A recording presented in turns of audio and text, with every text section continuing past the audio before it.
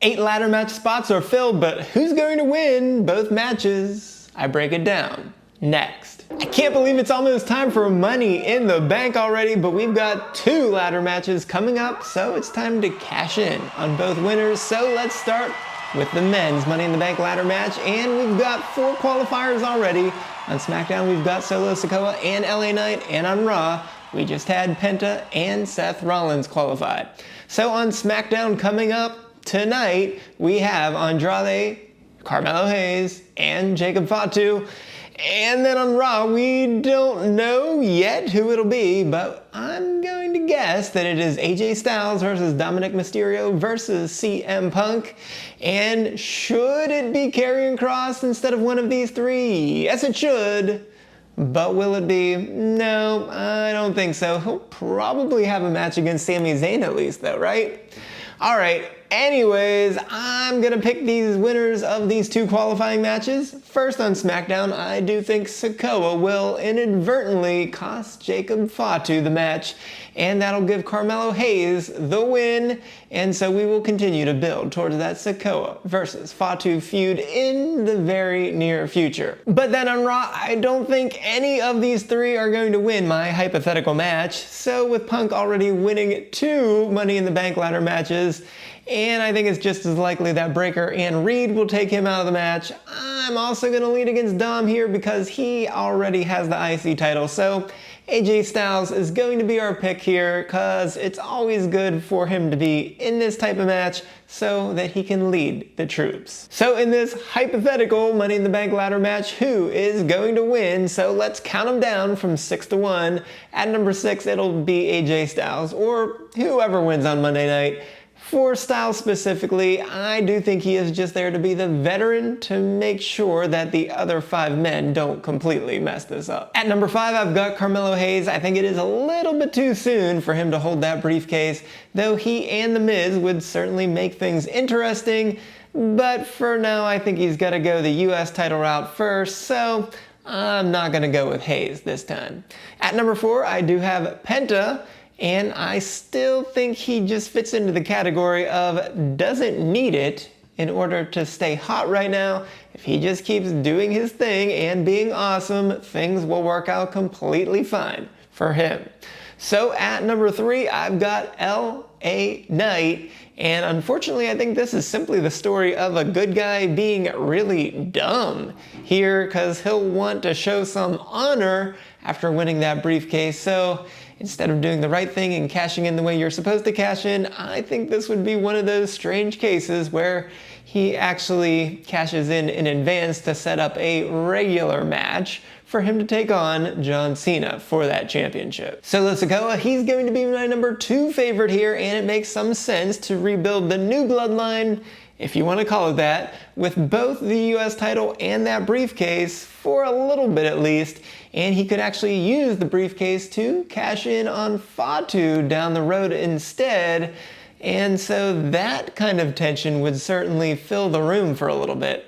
But Fatu could even cost Sikoa a successful cash-in on his family member, Jey Uso, and that would indeed cement a proper face turn for Fatu. So that means Seth Rollins is indeed the pick, and it is a compelling story that him having control of the briefcase gives him that power that he and his new group craves, and it would also scare Jey half to death each and every week worrying about being cashed in on.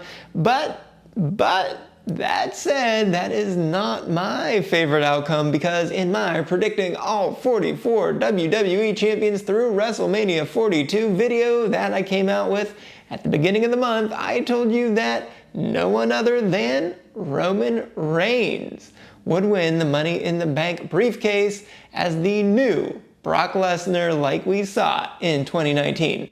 And he, of course, is not even going to be in this match, but he wins it anyways. So here, I think Sikoa getting injured before the match and then starting with 5 men only to have Reigns come on out and easily take home that briefcase is the best way to go here.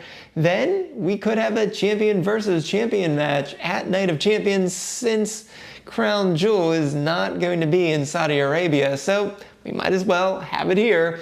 So then Reigns runs down and has an easy win against Jay, but he hesitates and then he loses to Cena for that title instead after Cena gives him the low blow and the AA to cost him.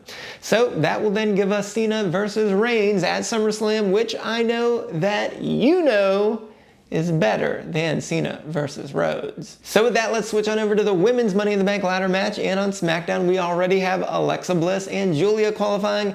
And on Raw, we have Roxanne Perez and Rhea Ripley as the qualifiers. So on SmackDown this week, we have Jade Cargill versus Naomi versus Nia Jax. And again, we don't yet know who we will have on Raw, but I am very confident that Liv Morgan will be in that match. And we're running out of people after that, so I will simply say Ivy Now and Maxine Dupree will get the other two spots. So on SmackDown, Naomi is the biggest wild card of the three. She is already stalking everyone, and of course she deserves this for her great work so far. And she'll also give us the best possible match in the ladder match, so she is our pick for the SmackDown qualifier. And on Raw, it would be better if Bayley returns, and it would probably also be better if Raquel would be in the match, but she's not going to be in there with Liv also being in the same match, despite the tension that we finally saw on Raw this past week. So with Lyra Valkyria already being set to take on Becky Lynch at Money in the Bank, there's no reason to put her in a qualifier, so that just leaves us with Ivy and Maxine. So I think that makes the outcome a foregone conclusion with Liv getting this spot. So who's going to win this thing? Let's count it down from 6 to 1, and at number 6 will be Julia, because it is simply not quite time yet for her. She's just not been around long enough in the WWE for this to feel right. And as I said in the last video, it would be much better for her to take on and take out Zelina Vega next and go on a nice run with the women's US title to show the WWE Universe her great wrestling skills. At number 5, maybe surprisingly, is Liv Morgan, but she's already one of the women's tag team champions and has already won the briefcase in 2022.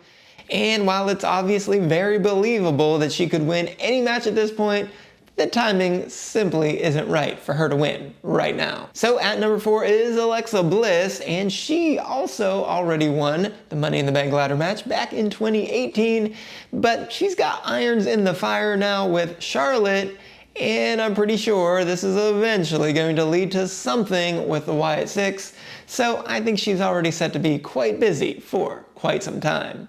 So Naomi will be a strong number 3, and Tiffy would of course have to proceed with caution with Naomi having that briefcase, and it would be a bit of poetic justice because Tiffy's briefcase factored into Naomi's loss versus Nia on the first SmackDown of 2025 when she was trying to win that championship.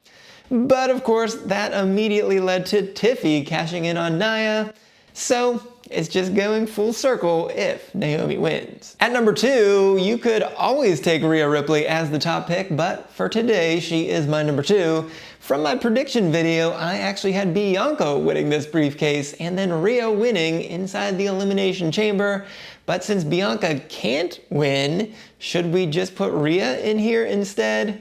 And I have to admit, Mommy in the Bank does sound pretty good, so I am very tempted here. And it at least makes sense to get us through SummerSlam this way, with Rhea cashing in to get her first win against Io, and then that at least gives Io a good reason to get a rematch against Rhea, so that would finally end the feud after SummerSlam, where it really would need to end. But I actually think right now that Roxanne Perez is winning this.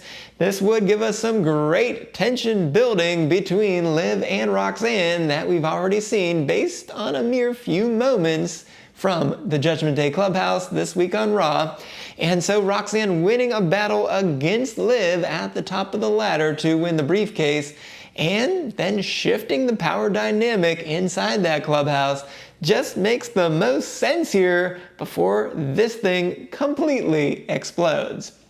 And of course, that is what we've been expecting for quite a while with the Judgment Day, but why not push it along one more time? So even though Roxanne is so young and a rookie on the main roster, well, no one is in higher regard than her, so I don't think it is too soon for her to eventually cash in as it would be for Julia. So officially, Seth Rollins and Roxanne Perez are the picks to win these 2 ladder matches, with a big old asterisk for Roman Reigns. And even though I'm sure the doc would be furious if Reigns did win, it is due to him that we are nearly bankrupt here, so our lease is expiring at the end of this month, so I'll be coming to you from parts unknown, and amazingly unknown even to me, starting next week and for the foreseeable future, so be sure to help me out and check out my new Stop the 10 Count show in the place of his old show right on over here. So until next time, from somewhere, I am the SportsZu, and this is a podcast that still needs a new name and indeed a new home.